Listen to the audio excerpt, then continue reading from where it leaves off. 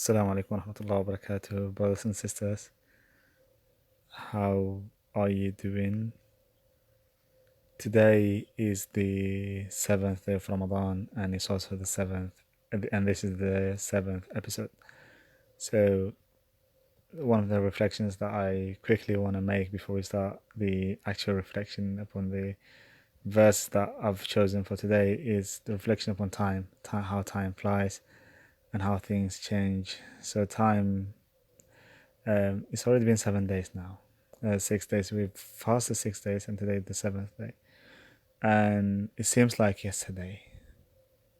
And when you reflect upon time, you realize that it's the time that we have on this earth as human beings is very limited, and our presence on this earth is limited within a specific time frame.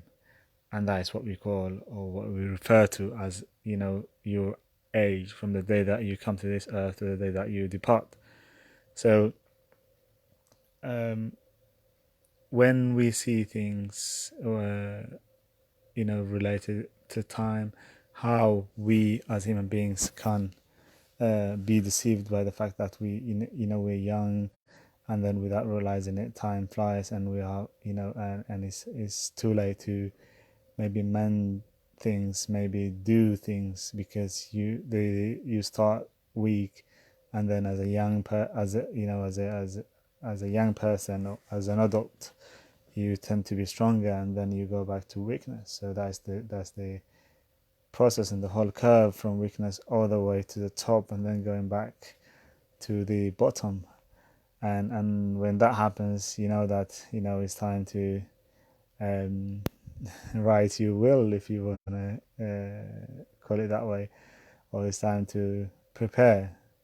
As Muhammad Ali said, he said once, "What will you do when you retire?" That's the question that was asked to him, and he said, "I would when you retire from boxing," and he said, "I would prepare myself to meet God." So yeah, this was just like a side reflection upon time and how time flies, and it's already been a week since we started Ramadan.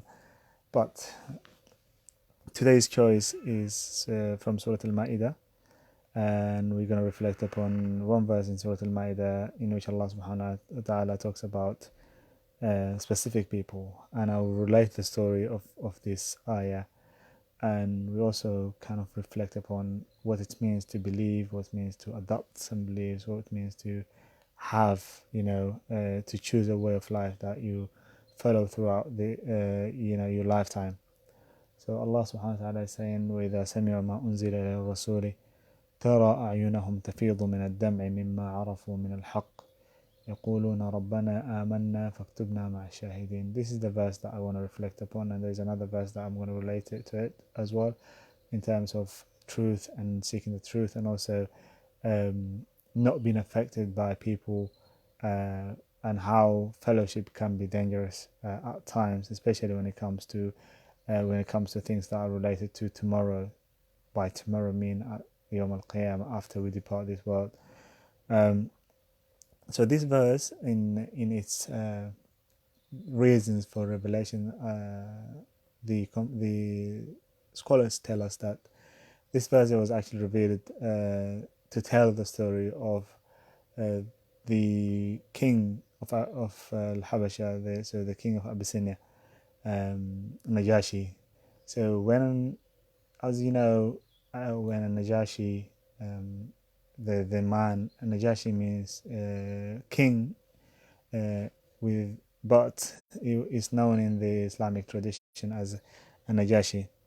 So when the companions of the Prophet ﷺ migrated to Abyssinia, Habasha, modern Eritrea, Ethiopia area, so the king asked the Sahabas, like, do you remember, do you memorize any of the book that, or any of the verses, or any of the chapters that had been revealed upon your prophet? And Ja'far ibn Abi Talib, Ja'far is the cousin of the Prophet said yes, and he started reciting Surah Maryam. And Surah Maryam, if you know the Quran, you would know, and if you don't know, I'll tell you. it's very relevant to Christianity because it's talking about Mary, the mother of Jesus the Christ. So Jafar recited Surah Maryam, and when he was reciting Surah Maryam, and Najashi started crying, and his eyes were overflowing with tears. And this incident had been captured by the Quran to remark the everlasting um, the everlasting effect of this incident. It's not about the incident itself, because so many people became Muslims, so many people have left Islam, so many people have become Christians, so many people have left Christianity, so many people have become Jewish. It is not about the religion itself, but it is about what's behind that drive to adopt specific religion. It's about seeking the truth. So people, when I see people calling for religion, it shouldn't be by calling people or just debating. It should be as another way of transferring, transmitting knowledge, debating. But when you're seeking the truth, you have to be open for it. When you're seeking the truth, you have to be fully present to what has been presented to you. Because if you are a seeker of the truth, then you're not a follower of what you have been inherited from your parents or from your family or from your society. Every person in this world is a follower of a specific doctrine, be it religion or be it political, be it even non-belief. And that doctrine is not because they have, reached a conclusion that this is a doctrine that I want to follow throughout my life. But they're following that doctrine, they're following that religion, they're following that dogma at times because that is their natural disposition. They were born in that family, they were born in that society. If you are born in a Christian society, the possibility is that you're going to be Christian. If you're born in a Muslim society, the possibility is very high possibility that you're going to be Muslim. But the question is, are we just followers? Are we just followers of what society had inherited us, or of what our parents had inherited us, or are we seekers of the truth? There is a huge difference between these two. Between these two groups, these two concepts of seeking the truth. If you are just a follower, you're just going to be whatever your parents were, whatever your grandparents were.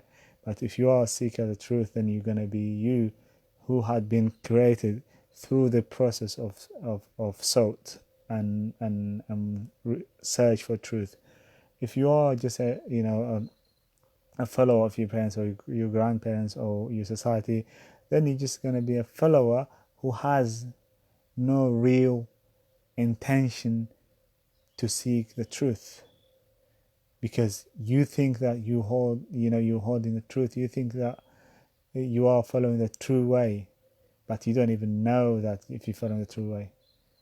And the more you search and look into things and you follow the truth through the process of thought, the process of examining and learning, then whatever belief that you take is going to be very firm, and you'll be able to defend what you believe in. You'd be able to explain what you believe in.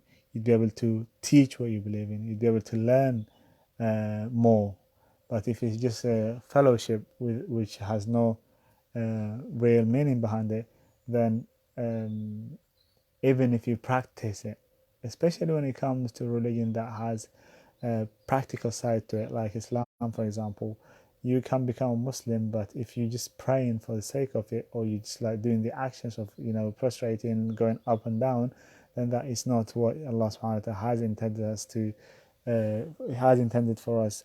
The primary reason for the prayer, for example, is just like for you to have that presence, that meeting with the Lord every couple of hours or 3 or 4 hours, in which you are creating a connection. It's like you're going, you're just picking your phone and calling someone, because you want to speak to them about a specific thing, because you want to make sure they're okay, or because whatever, or you just have a work related thing that you want to sort out, so you just have to call that person.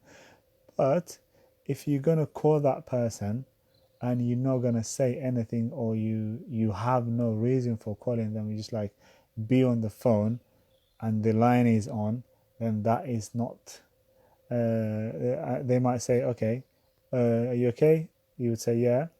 The other person, if you just keep quiet, they're gonna hang up.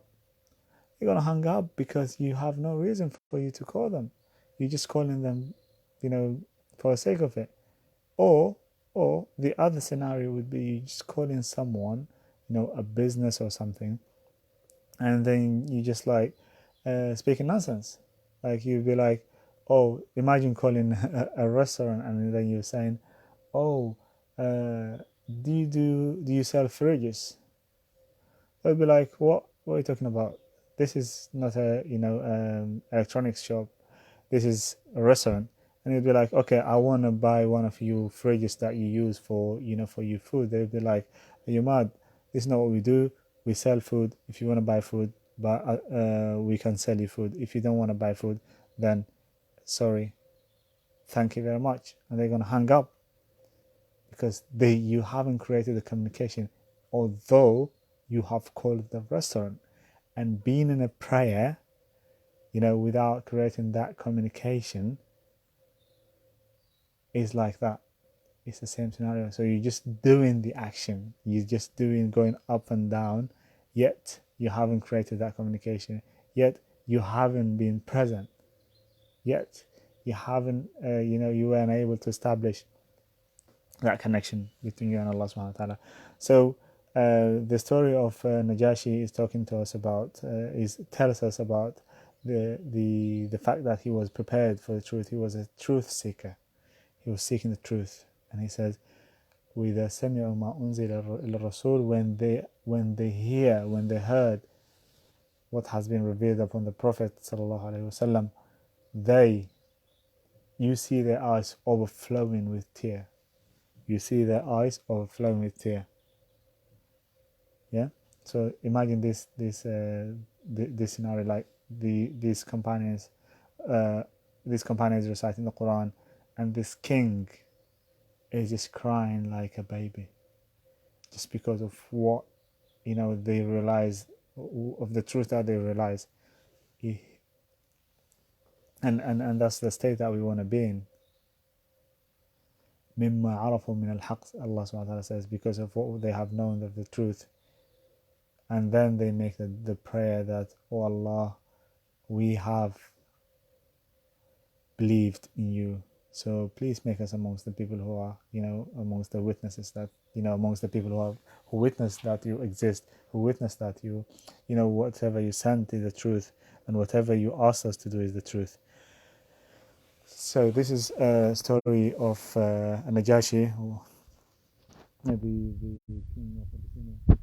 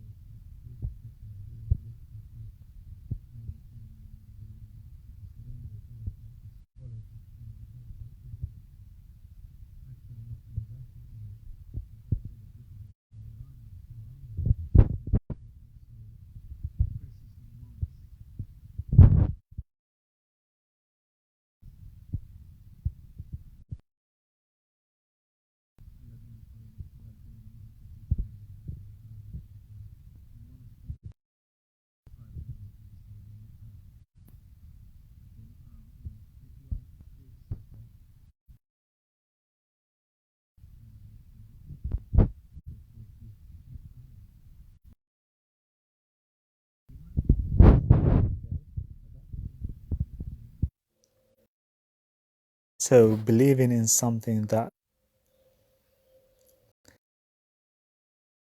arrogancy is one of the things that we need to. You cannot be a truth to be humble. You have to seek truth